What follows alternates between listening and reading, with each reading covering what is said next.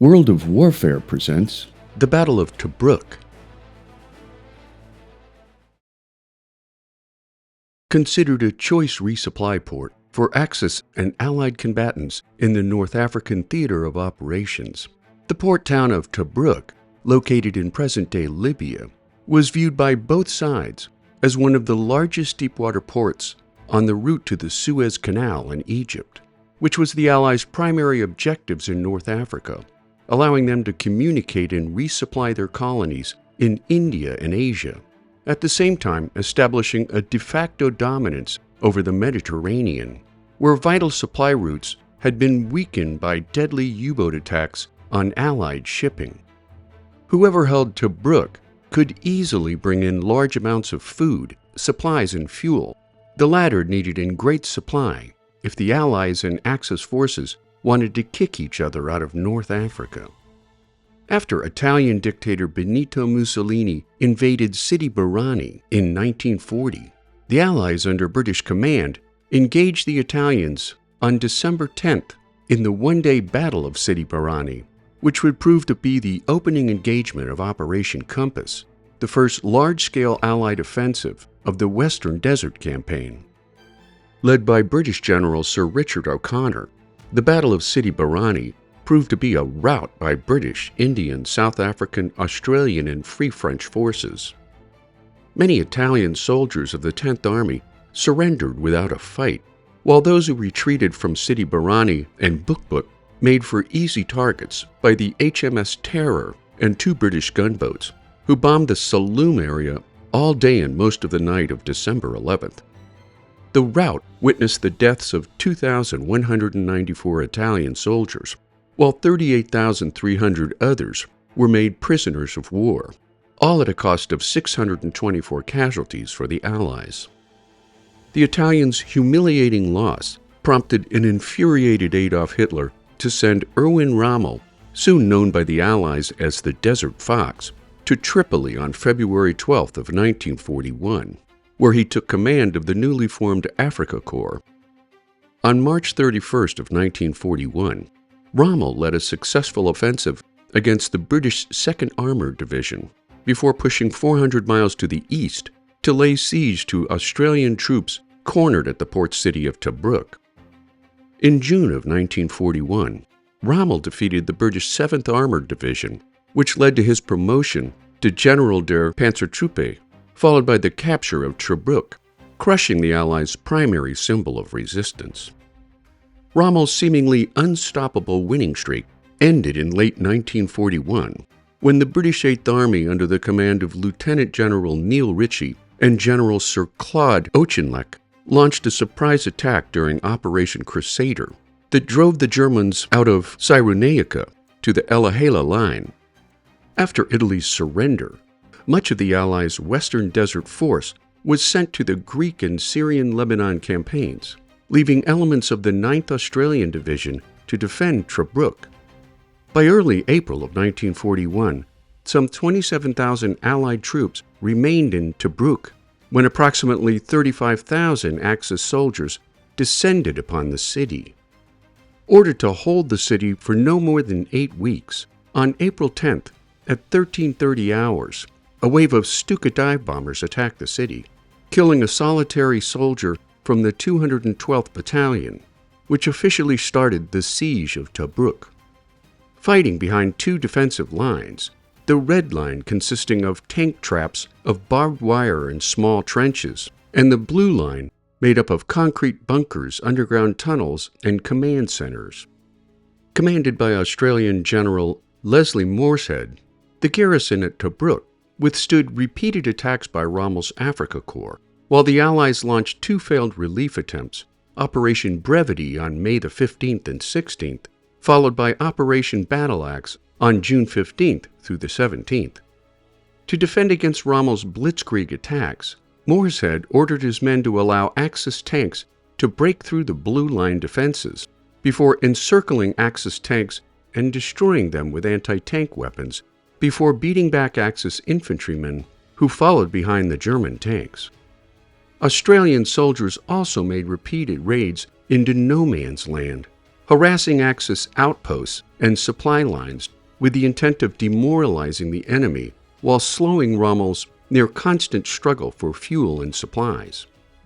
As the 8-month siege bore on, the Nazis' propaganda machine began referring to the Australian soldiers as rats on German-controlled radio stations, all in an attempt to demotivate the trapped Allied soldiers. Yet the Australian 9th Division turned Nazi propaganda on its heels by proudly adopting the name the Rats of Tobruk. In the early days of the siege, RAF fighters routinely challenged Axis bombers attacking the garrison at Tobruk. But when RAF long-range fighters were committed to the defense of Crete, they could no longer offer cover protection to the men trapped at Tobruk. By June 1st, however, after Crete had fallen to Nazi paratroopers, the RAF again returned to the defense of Tobruk. By then, however, near-continuous attacks by Axis forces had caused severe attrition amongst the Australian soldiers of the 9th Division, prompting General Sir Thomas Blamey to request their withdrawal, indicating in his words that the health of soldiers had deteriorated to the point where it was no longer capable of resisting attack. In response, by late August, the Australians were withdrawn and replaced by elements of the British and Australian Royal Navies, along with infantry support by British, Indian, Polish, and Czech soldiers. Rommel's seemingly unstoppable winning streak ended in late 1941, when the British Eighth Army under the command of Lieutenant General Neil Ritchie and General Sir Claude Auchinleck launched a surprise attack during Operation Crusader that drove the Germans out of Cyrenaica to the Elihala line. Recognizing that the Allies were overextended along the Gazala line, thanks to Luftwaffe and U-boat attacks on resupply convoys in the Mediterranean, Rommel set his sights on the recapture of Tobruk, which would in turn open the road to Egypt and beyond. By the spring of 1942, both sides stood ready for an anticipated confrontation in the Western Desert. As for the Gazala line itself, the Allies' defensive system was an adaptation of the box system developed earlier in the Western Desert Campaign, which established a series of fortified strongpoints known as boxes instead of continuous trench-line fortifications. Each box held a brigade-sized force surrounded by long belts of mines intended to channel Axis forces into kill zones, while slowing fast-attack enemy armored movement. Near the coast to the north lay the 1st South African Division, while farther south was the 150th Brigade Box near Sidi Mufta, a key strongpoint at the center of the line. At the extreme southern end of the Gazala line lay the Free French garrison at Bir Hakeim, commanded by General Marie-Pierre Koenig, which was well beyond the end of Allied minefields. Rommel began his two-pronged counterattack on May 26, 1942, and while the Allies repelled multiple attacks at the Free French Box at Bir Hakeim, the Knightsbridge Box, and the 150th Brigade Box, the Desert Fox managed to save his Africa Corps from near defeat when he was caught between several Allied strongholds known collectively as the Cauldron. The Battle of Gazala ended on June 13th when British armored strength collapsed, soon to be known as Black Saturday for the British Eighth Army. Rommel next set his sights on the recapture of Tobruk, which was defended by a garrison consisting of the South African 2nd Division under the command of Major General Hendrik Klopper, British and Indian infantry brigades, and armored support units. With only a few days to reactivate old defenses from the 1941 siege of Tobruk, Klopper discovered that minefields had badly deteriorated in the months following the siege, while trenches and fortified boxes were partially filled with drifting sand and lacked the depth and redundancy needed for a sustained defense. To add to Klopper's problems, just 6 days after taking command, supply dumps were well stocked but disorganized, while his headquarters struggled to establish effective lines of communication, which combined with frequent change orders from 8th Army headquarters that diminished his situational awareness. Fully aware that the British retreat had destabilized Allied defenses around Tobruk, Rommel began a pre-dawn artillery barrage at 0520 hours On June the 20th, at first focusing on the southeastern perimeter of the city, before Stuka dive bombers struck other defensive strongpoints, supply dumps, and command centers at first light. At 0700 hours, German infantry from the 90th Light Division and the Italian Trieste Division began clearing minefields and advancing toward Tobruk's defensive lines. And while the defenders inflicted high casualties on the Germans, they failed to halt Rommel's methodical advance.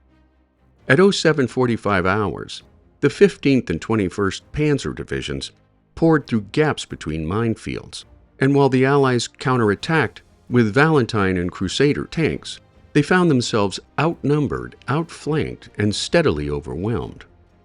By mid-morning, Axis armor had penetrated deep into Tobruk, severing communication lines and isolating each defensive box around the city. By noon, Rommel's forces had captured most key strongpoints as they advanced toward the port facilities, and while elements of the South African 2nd Division attempted to regroup, confusion and lack of radio coordination made resistance nearly impossible. By the morning of June 21st,